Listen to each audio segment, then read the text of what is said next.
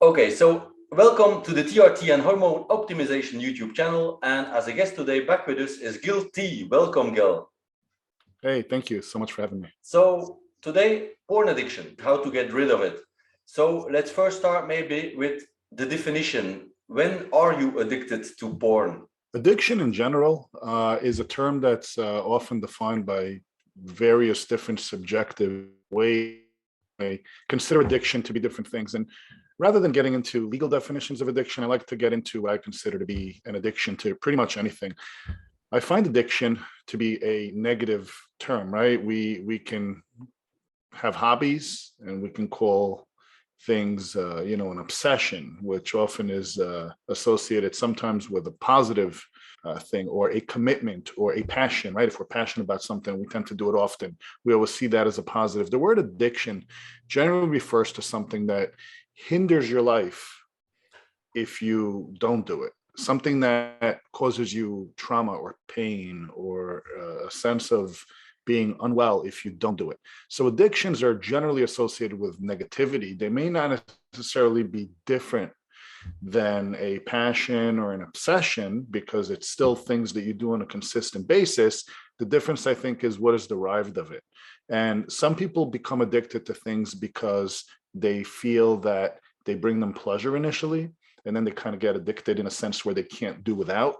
And I think that anything that becomes obsessive to the point where it drives every aspect of your life and you cannot go a single day without doing it, that essentially can become an addiction. And addictions, society tends to look at as things that are detrimental, things that cause you harm or cause those around you harm. So porn addiction is no different. If it's something that you do excessively, you're aware that it's excessive, you're aware that it is something that you can't do without, then perhaps you have an addiction. Mm-hmm.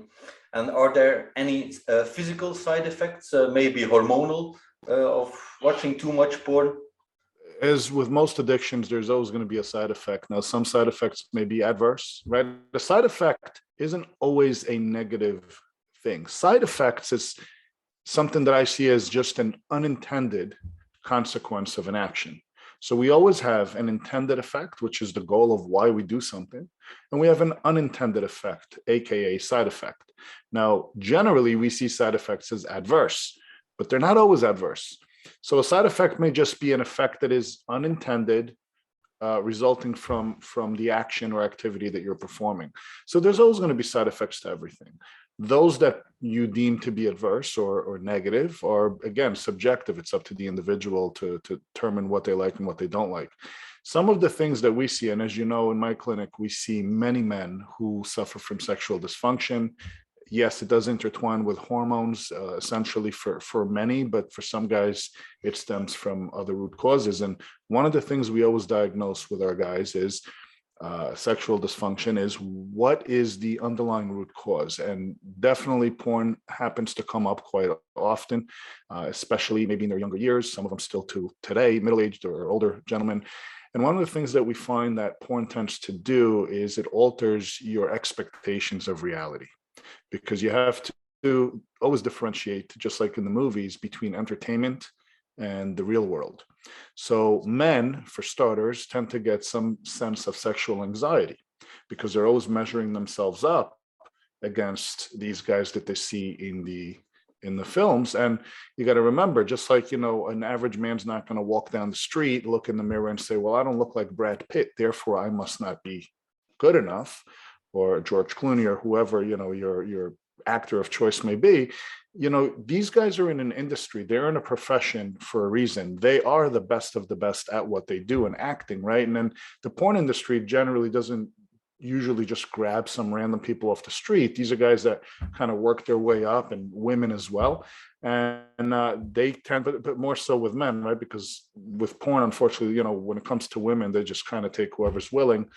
For the most part. But with men, they kind of have to be a little choosy, and guys will compare themselves to these guys, both in terms of performance and aesthetics and, other attributes and whatnot. And they tend to develop this level of anxiety and have this sense of insufficiency, if you will, for themselves.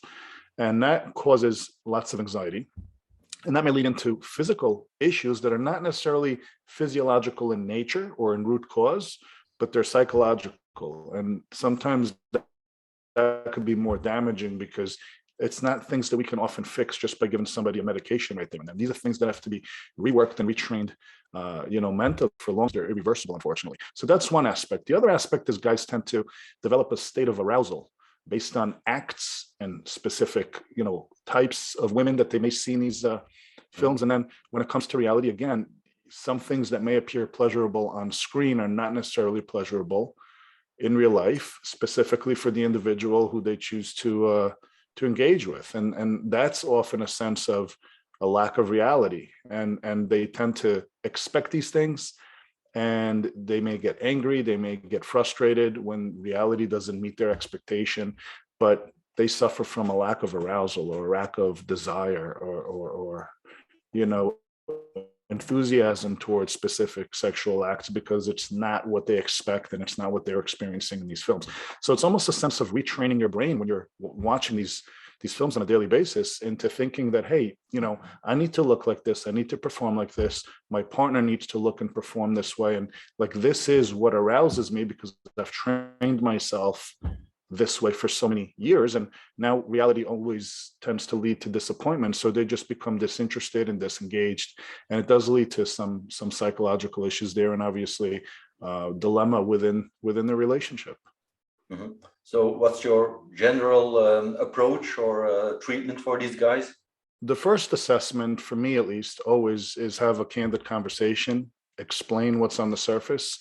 But before you try to change someone's ways or someone's life, you have to leave it up to the patient to go back and assess a little bit what their end goal is. Everybody wants specific outcomes, but not everyone is willing to walk the path that's required to get to that outcome. So first, before you tell someone you cannot do this and you must do that, you have to first explain to them why it's happening and then say, hey, now that you know what's going on, is this something you still want to fix or change or work on? Because you may be surprised and some people may say no. Now that I see what you're saying, I'm okay with it, and I'm just going to continue to live. It's like when someone comes and says, I want to lose weight, and you say, well, you can't eat this, you must eat this way and exercise and this and that. Go ahead and do it. And now they say, oh, okay, and they go and they fail and they get frustrated. You have to stop and say, now that you understand what's involved, do you still wish to take the steps necessary to reach that goal? Because now that you understand the blueprint, your goals may change. Not because you no longer want the outcome, but maybe it is not worth the journey to you specifically, and that's okay, as long as you're honest with yourself. So first thing, I like to give people the opportunity to understand what's going on, and then ask them, now that you know what needs to be done, are you still willing and able, and do you want to proceed? And if the answer is yes, then at that point you have to start building a game plan. And sadly, that's going to be very different for every individual because not every person is in the same boat. There may be underlying, things that are kind of correlated or integrated into their issue. They may have, someone that may say, hey, no problem, I'll just stop tomorrow. And someone may say, I've been doing this for 40 years. So unfortunately, it's not a blueprint that's a one size fits all. But for the most part, you need to start to bring your mind back into what is there in front of you and not what is a fantasy world of, Hollywood. And you have to start working on these things. And the longer you go down the path that brought you here in the first place without making a U-turn, the deeper the rabbit hole that you're going to dig for yourself. So it is a very complex issue. And for guys to think, hey, medication, this, that, and, this is often a topic that is ignored, and it shouldn't be, because if you don't fix if you kind of sweep the crumbs under the rug, you can have your guests come over and say, wow, the floor is very clean, but there's still crumbs under the rug, and they're always going to be there until you actually get rid of them. And are there any supplements or medication that could help overcome porn addiction? There's no supplements or medication that are going to overcome a psychological addiction, short of dealing with a mental health therapist. Personally, I'm not a fan, and I do believe in medicine wholeheartedly. And obviously, there's always a time and place for pharmaceutical intervention. The last resort for me, and this is unfortunately in America always the first resort, but the last resort for me is going to be psychiatric medications, okay, SSRIs, antidepressants, anti-anxieties. Those things cause a havoc on your endocrine system, on your psyche, on your circadian rhythms, on your moods, and even on your physiological processes. So I am not a fan of those unless it's a last resort. And yes, there are people that do need them. But generally speaking, through mental health issues is probably going to be a first intervention. I know general practitioners will often either prescribe or refer out to a psychiatrist who put guys on antidepressants very quickly. And to me, that's a rabbit hole that's very difficult to get out of. So I do not ever, at least in our practice, we do not treat sexual dysfunction with antipsychotics. We just do not. I know there are others that do. I mean, heck, I've heard of guys treating premature ejaculation with SSRIs. I mean, this blows my mind. Yeah. So. Okay. Well, good advice. Thank you, Gil. It's my pleasure. Thank you.